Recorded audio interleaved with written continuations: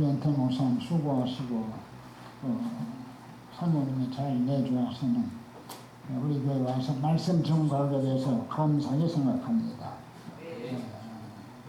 여러분들 자주 만나야 되는데 제가 한 겨울에 1월 달에 와서 설교하고 뵙고 지난주에 오늘 왔습니다. 금방 그냥 세월이 이렇게 지나가는 것 같아요. 오늘 고린도 후서 1장 12절에서 14절 말씀을 중심으로 참으로 귀한 사람이 어떤 사람인가, 소중한 사람이 누군가 하는 것을 함께 생각하면서 은혜 받기를 원합니다. 우리 교회도 지금 그 그림을 계속 전시를 하죠. 참 교회도 참 멋있고 좋고 이곳에 전시하는 거 화가들도 참 이런 그 전시장을 만나기 어려운데 서울 시내 한복판에 이렇게 좋은 갤러리 같은 장소가 있어가지고 그림 전시하는 게 얼마나 좋은지 모르겠어요. 이렇게 보면 동양화가 전시되기도 하고 또 서양화가 전시되기도 하는데 요새는 그 동양화에서도 한국화라는 게 있죠. 한국화. 우리나라만의 그림. 우리나라 그 화가들이 한국적으로 그림을 그리는 거예요. 한국 화가 중에 유명한 사람이 소산 박대성이라고 하는 그 화가가 있습니다. 이분 그림 중에 금강설경이 있어요. 금강산에 들어가서 눈 오는 모습을 그린 거죠.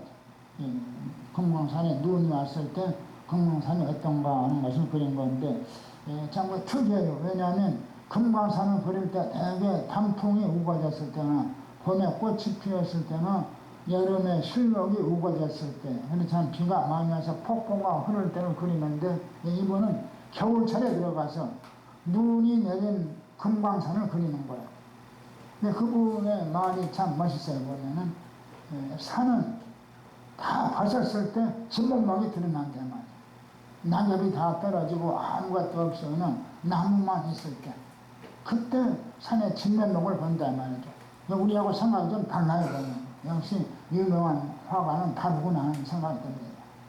이제 이분이 그 금강설경을 그릴 때가 이제 1998년인데 그때 그 금강산을 잠깐 그 개방해서 남쪽에서도 금강산 구경을 갈 수가 있었죠.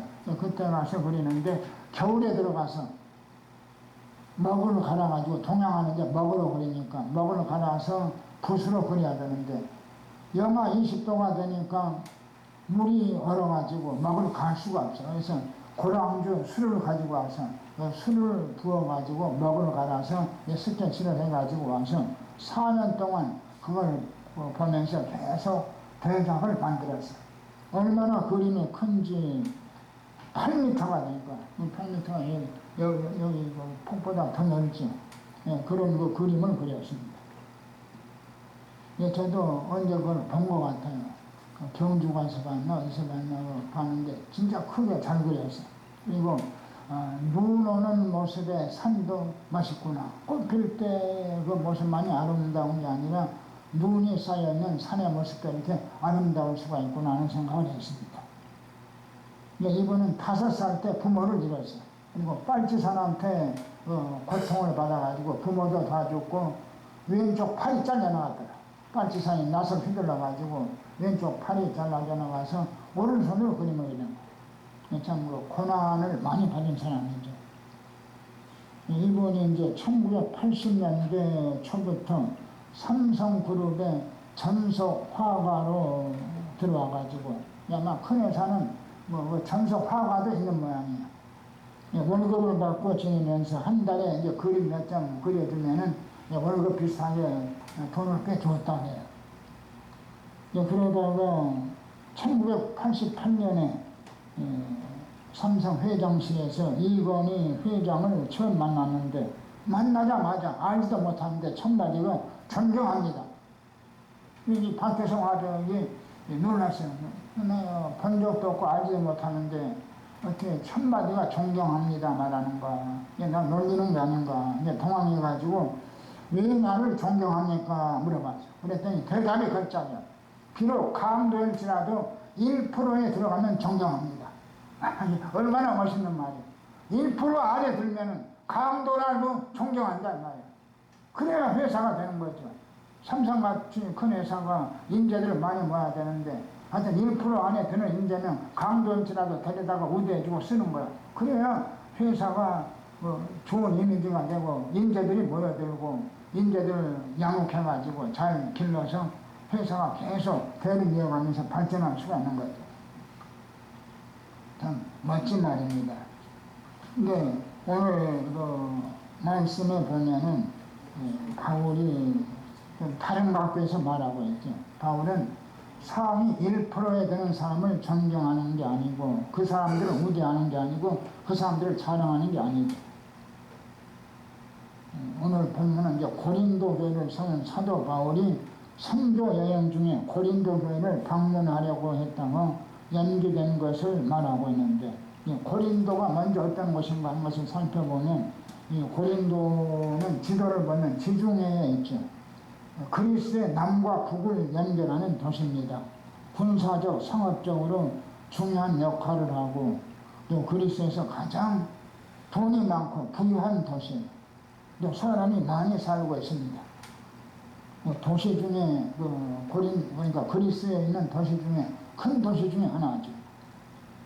한국은 사람이 많이 살고 돈이 많고 하니까 재산가들이 많이 있고 또 자존심도 강하고 자만심도 사람들이 강하고 그러다 보니까 부도덕한 사람도 많고 동성애나 우상숭배하는 사람들이 많았다. 주전 146년에 로마가 쳐들어와서 다 파괴시키고 이제 그 자리에다가 카이사르 율리우스가 식민지를 세웠습니다. 그래서 도시는 다시 번영했지만 동시에 또 옛날 죄들, 옛날의 죄악들이 다시 살아나기 시작한 거예요. 사도 바울은 주 52년경에 고린도에 도착해서 아홀라와 브리스길라와 함께 천막을 기우면서 전도 활동을 합니다. 처음에 유대인들에게 복음을 전하다가 다음에는 이방인들에게도 복음을 전했죠. 고린도 교인들은 믿음이 약한 신자들이었어요. 세상 사람들이 짓는 죄를 고린도 교인들이 다 짓고 삽니다. 이때 이제 성찬식도 했는데 성찬식을 식사 겸용으로 했어요. 그래서 고린도 교인들은 교회 와서 그냥 배가 고프니까 성찬을 먼저 하는데 거룩한 마음으로 하는 게 아니라 그냥 시장길을 달래기 위해서 밥을 먹고 분쟁도 생기고 이 분쟁을 해결하지 못해가지고 사도 바울에 가지고 알려졌어요. 사도 바울이 해결하려고 한 거죠. 근데 이 사도 바울이 고린도 교회를 보면서 고린도 교인들에 대해서 사람의 종류에 대해서 말합니다. 너희가 어떤 종류의 사람인가 한번 생각해봐라. 고린도전서 2장 3장에 보면은 영적인 면에서 사도 바울은 사람을 세 종류로 분류합니다. 세상에서는 사람을 분류하는데 별 방법을 다 쓰죠. 나한테 필요한 사람, 필요 없는 사람, 있으면 해가 되는 사람한테 이 얼마나 이기적입니까? 나한테 해가 되고 필요 없는 사람들 내가 돕고 보살피고 섬겨야 이게 예수의 마음이죠. 근데 세상 사람 되게 그런 식으로 사람을 판단. 사업하는 사람들이면 정치하는 사람들은 더 그렇죠. 나한테 표가 되나 안 되나, 우리 회사를 좋아하나 안 하나, 우리 회사 물건을 사나 안 사나 그것만 보는 거죠. 바울은 그렇게 생각하지 않습니다. 바울은 사람들을 먼저 육에 속한 사람이 있다 그랬어요. 육에 속한 사람은 고린도전서 2장 14절에 보면은 어떤 사람인가 하면 성령을 받지 않은 사람, 예수를 모르는 사람, 예수 믿지 않는 사람이에요. 그러니까 이 사람은 자연인에 속하는데 그냥 우리가 아는 보통 죄인들, 세상 사람들이에요. 이 육에 속한 사람들은 지식이 많거나 적거나 재능이 있거나 없거나 또 관세를 가졌거나 못 가졌거나 재산이 많거나 적거나 간에 다 거듭나잖아요. 하나님을 모르는 사람이고 성령의 인도를 받지 않는 사람이고 성경을 읽지 않는 사람이죠. 이런 사람이 육에 속한 사람. 그 다음에 이제 신령한 사람이 있습니다. 이 신령한 사람은 고린도전서 2장 15절에 보면 모든 것을 판단하나 판단받지 않는 사람, 거듭난 사람, 성령의 역사를 따르는 사람, 하나님의 말씀을 따르는 사람, 하나님을 두려워하는 사람, 하나님이 계신 것을 믿고 하나님의 말씀을 의지하는 사람이에요. 예수님을 사랑하는 사람이죠. 구원받았을 뿐만 아니라 영적으로 깨끗한 사람이죠. 이 사람이 영에 속한 사람. 그다음에 이제 세 번째 종류가 육신에 속한 사람. 육에 속한 사람하고는 달라. 육에 속한 사람은 그냥 거듭나지 않고 예수 안 믿는 사람이고, 육신에 속한 사람은 예수를 믿긴 믿는데 온전히 못 믿고 자기 마음대로 사는 사람. 성령의 인도를 받지 않고 성령을 거스리면서 삽니다. 자기 이로울 대로 행동합니다. 이런 사람이 바로 육신에 속한 사람인데, 고린도전서 3장 1절에 보면은 고린도 교회 교인들이 대개 육신에 속한 사람. 그래서 예수를 믿고 거듭났지만 하나님의 말씀을 따르지 않아. 자기 마음대로 삽니다. 그러니까 늘 분쟁이 생기고, 마치 믿음으로, 믿음의 분량으로 보면은 어린아이에 속한. 고린도교의 문제는 신령한 신자가 거의 없고, 거의 신자들의 대부분이 육신에 속한 사람이라는 게 문제가 있는 거예요. 그래서 이 고린도교의 문제들을 살펴보면은 거짓 선지자들이 들어왔어요. 그래서 사도 바울이 사도가 아니다. 사도 바울의 사도권을 의심하게 만들었어요. 신자들한테. 근데 신자들이 그 말을 따르는 거예요. 아, 진짜 사도 바울이 정말 사도인가? 사도가 아닐지도 모른다. 바울이 말을 유창하게 못해서, 글은 잘 쓰는데 말을 유창하게 못하니까 설교하는 거 들어보면 좀 시원찮게 보였단 말이에요. 그래서 사도 바울의 사도권을 의심하게 만들고, 고린도 교인들이 거기에 또 휩쓸린 거예요. 그리고 고린도 교인들은 말 잘하는 사람을 또 좋아했어요. 거짓 선지자들이 말은 잘하고, 거기에 많이 빠져들었어요. 믿음으로 행하기보다는 눈에 보이는 대로 살았어요. 그냥 안 믿는 사람하고 똑같이 산 거예요. 이러다 보니까 고린도교에 자꾸 문제가 생기고 사도 바울도 염려를 하게 된 거죠. 그럼에도 사도 바울은 고린도 교인들은 어떻게 생각하는가 하면, 오늘 본문으로 돌아보면은 바울은 고린도 교인들에게 마지막 날 예수님 오실 때 너희가 우리의 자랑이 되고 우리가 너희의 자랑이 될 것이다 말합니다. 사도 바울은 고린도 교인들이 이렇게 육신에 속한 신자들이고 예수를 믿긴 믿는데 제대로 믿지 못하지만 자랑스럽게 여기는 거예요. 세상에 학식이 많은 사람보다, 재산이 많은 사람보다, 권세를 가진 사람보다, 유명한 사람보다, 재능이 뛰어난 사람보다 고린도교에 속한 사람 하는 거 보면 어린애 같고 자기중심적이고 세상 사람들과 다를 바 없이 보이지만, 그래도 이들이 예수 믿고 죄사함을 받았기 때문에 바울은 이들을 소중하게 여기고 자랑스럽게 여깁니다. 여러분, 예수 믿는 사람들은 누가복음 15장 3절에서 7절에 보면은 예수 믿는 사람 하나가 교회에 들어오면은 하늘나라에서는 천사들이 어떻게 한다 그랬어요? 예수 잘 믿어서 아무 걱정 없는 99명보다도 한 사람이 어떻게 해서든지 예수 믿고 천국 백성이 되면 그걸로 인해서 더 기뻐한다 그래요. 고린도 교인들을 생각하면서 바울은 화를 내고 짜증을 내고 내가 애써서 전도해서 예수 믿게 만드는데 신앙이 이 모양인가 하고 통탄한 게 아니라 자랑스럽게 여기고 기쁘게 여기고 아주 소중하게 생각합니다. 보물처럼 생각합니다. 그래서 본문 1장 14절에 분명히 말하죠. 우리 주 예수의 날에 너희가 우리의 자랑이 되고 우리가 너희의 자랑이 되는 그것이라. 여기에 사도 바울이 고린도 교인들을 어떻게 생각하는 것이 분명히 드러나 있는 거예요. 여러분, 우리는 세상에서 사람들을 어떻게 보니까 되게 세상 사람들하고 우리도 거의 비슷하게 생각하죠. 권력 있는 사람들, 뭔가 가진 사람들, 하다못해 키가 작은 사람보다 키 큰 사람들, 잘난 사람들, 재능 있는 사람들, 이런 사람들을 굉장히 자랑스럽게 생각하고 그 사람의 친구가 되면 아주 큰 뭘 얻은 것처럼 여기죠. 근데 요새 이제 청소년 월드컵 축구가 지금 뭐 우리 그 관심을 막 집중시키고 있죠. 작년에는 무슨 일이 있었습니까? 월드컵이 있었죠. 우리나라가 이제 16강까지 갔었는데 그때 손흥민 선수가 얼마나 이름을 날렸습니까? 참 사람 입에 오르고 이름 날린다는 게 엊그제 갖고 순간 같아요. 지금 다 잊어버렸죠.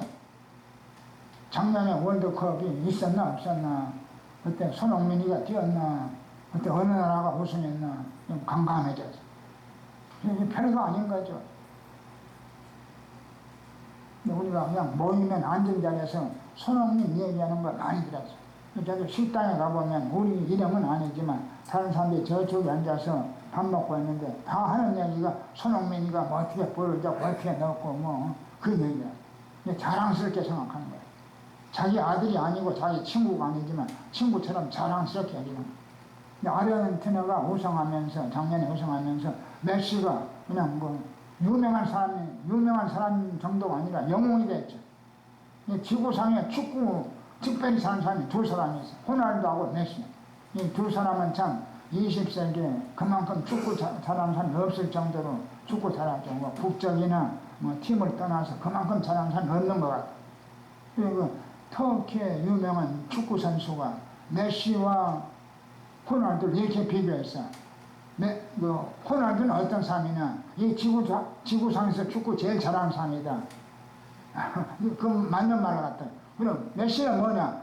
메시는 저 별나라에서 온 사람이다. 특별한 사람이다. 얼마나 참 유명한 사람들입니다.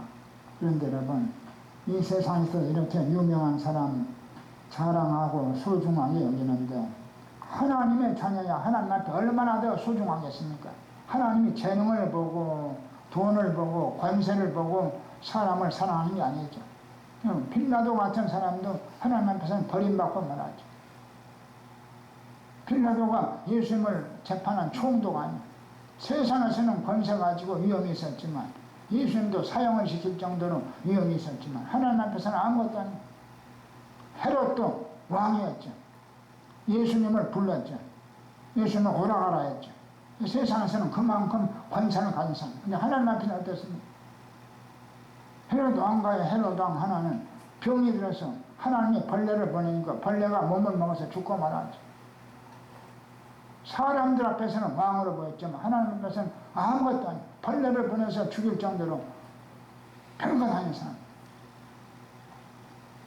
여러분, 하나님의 자녀가 된 우리는 1%에 드는 정도가 아니라 0.0001%에도 드는 사람이에요. 그러니까 우리가 예수 믿는 사람들을 소중하게 해요.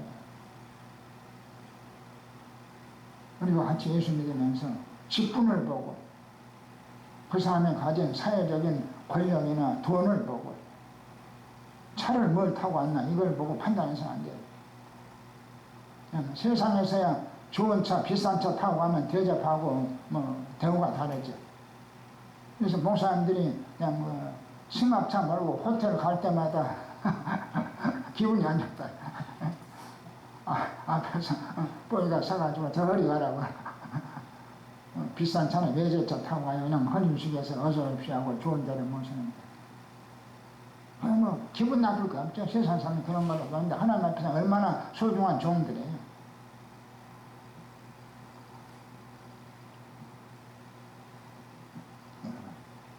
박대상 화복이 1%에 들었기 때문에 이건희 회장이 정정합니다.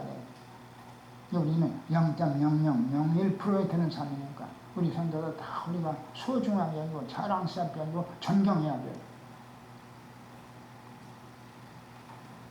로마서 12장 10절에 보면 바울이 이렇게 말합니다. 형제를 사랑하며 서로 우애하고 존경하기를 서로 먼저 하며. 존경하기를 서로 먼저 하라서. 형제가 별거 아니지만 세상에서 보면 재산도 없고 재능도 없고 차도 헌차 타고 다니지만 그걸로 평가하지 말라. 먼저 서로 네가 먼저 존경해라. 얼마나 가슴이 아닿는 말입니다. 그럼 이제 교회 와서 우리 성도들 무조건 존경하기 바랍니다. 하나님 말씀에 존경하라고 했으니까. 소중한 사람이니까. 천국에서 만날 사람이니까.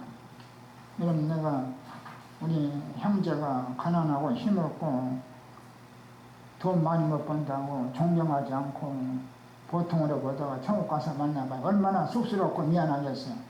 이렇게 만나서 영원히 같이 살아야 되는데 내가 세상 잠깐 살면서 세상 판단으로 저 형제가 돈 없다고 키 작다고 재능 없다고 우습게 이거 무시했구나.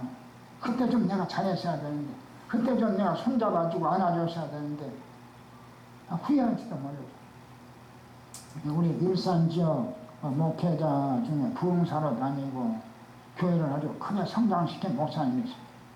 일산연합회에 모였을 때 그런 얘기를 해요.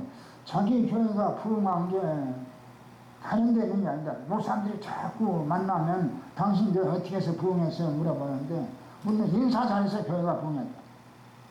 교회가 부흥하는데 어떻게 뭐 전도 많이 해서 부흥했다던가 뭐 헌금 많이 한 사람이 있어 교회를 크게 지어서 부흥했다던가 하면 몰라도 인사 잘해서 교회가 부흥했다니 무슨 인사를 어떻게 해서 교회가 부흥됐습니까? 하니까 간단하다.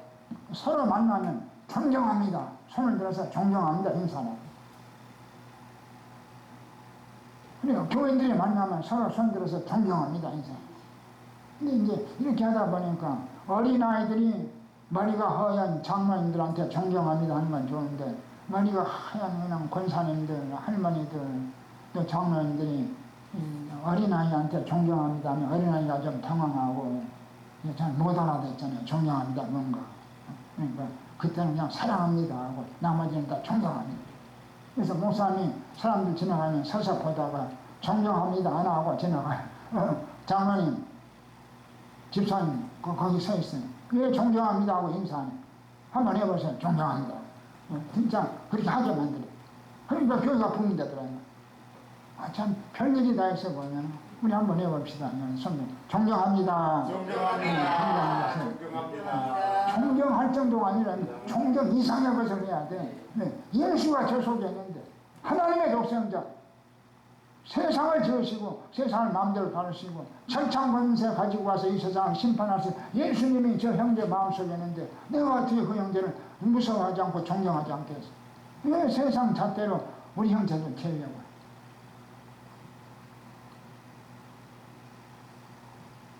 미국의 유명한 농구 선수였던 그리고 농구 감독이었던 존 로버트 우드니 이런 말이 있습니다. 이게 참 운동을 해서 그런지 하나님 앞에 겸손해서 그런지 100살을 살았어요. 1910년에서 2010년까지 살았으니까 100살을 산 건데 참 멋있는 말이 있습니다. 재능은 신이 내린 것이다. 겸손해라. 명성은 사람이 준 것이다. 감사해라. 자만은 자기가 얻은 것이다. 조심해라. 아주 멋진 말이에요. 재능 있으면 그 재능 하나님이 주신 거죠. 내가 뭘 잘하든지 간에 하나님이 다 주신 거야. 말 잘하는 것도 하나님이 주신 것이고 돈 잘 버는 것들은 내가 시대를 잘 보고 똑똑하고 뛰어나고 남다르게 무슨 열심히 일해서 돈 번 거 아니에요. 열심히 일하다가 돈 못 벌고 병들 주는 사람이 세상에 얼마나 많아요. 얼굴 잘나고 연기 잘하지만 유명 배우 못 되고 주연 한 번 못 되고 그냥 조연으로 인생 끝난 사람들 얼마나 많아요.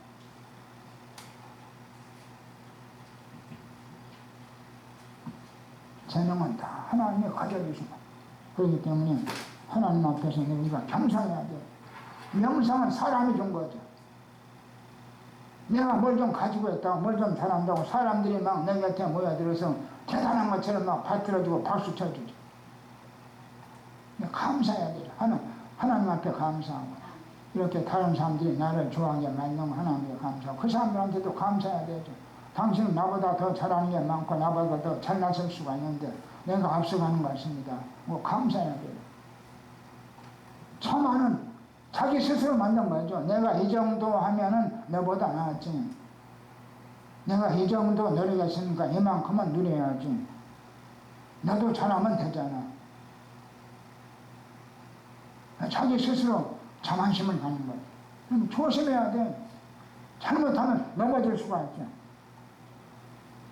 그래서 사도 바울은 또 이렇게 말합니다. 고린도전서 10장 12절에 보면은 그런즉 산 줄로 생각하는 자는 넘어질까 조심하라. 얼마나 그냥 가슴에 앉아서 네가 선줄로 생각하느냐, 네가 됐다고 생각하느냐, 네가 잘났다고 생각하느냐, 네가 다 가진 줄로 생각하느냐, 그거 내가 한번 건드리면 다 없어진다. 언제 넘어질지 모른다. 여러분, 우리가 선줄로 생각하면 넘어질까 진짜 조심해야 돼요. 여러분, 넘어진 사람은 이제 할 수 있는 게 일어나는 것밖에 없어. 넘어졌으니까. 앉아있는 사람은 일어나는 것밖에 없죠. 이제 서 있는 사람은 한 가지 남았죠. 넘어지는 것밖에 없어. 우리가 뭐 날아다닐 수는 없잖아.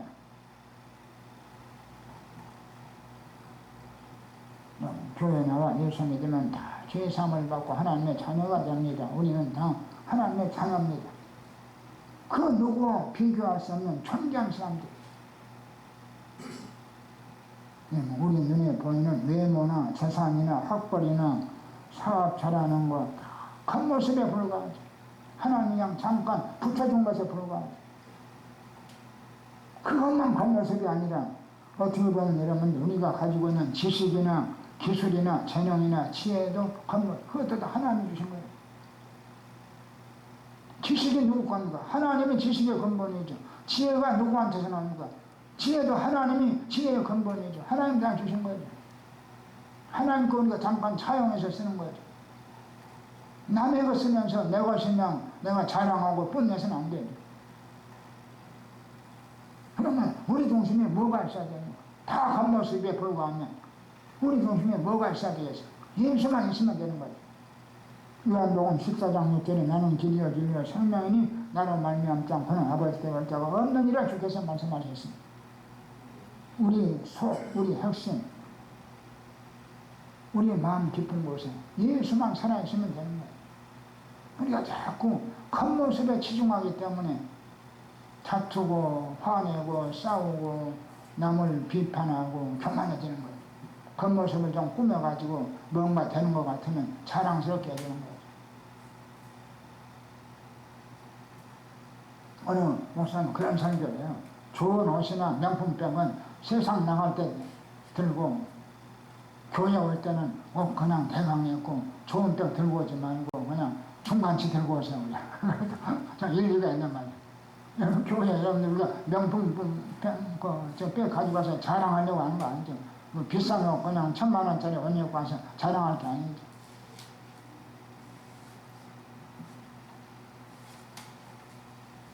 바울은 고린도 교인들이 육신에 속한 신자들이지만 단지 그냥 예수 믿어서 겨우 죄사함만 받았고 하는 꼴을 보면은 안 믿는 사람하고 똑같이 살지만 분명히 자랑스럽게 저들이 나의 자랑거리다. 내가 하나님 앞에 가서 저들 구원한 것 때문에 하나님 앞에 상을 받는다.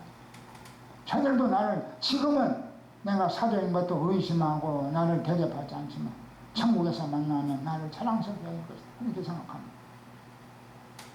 우리가 교회 안에서 나한테 잘 맞지 않은 형제들도 있고 나하고 성향이 다른 신자들도 있고 다 존경하고 조심, 자랑스럽게 한다.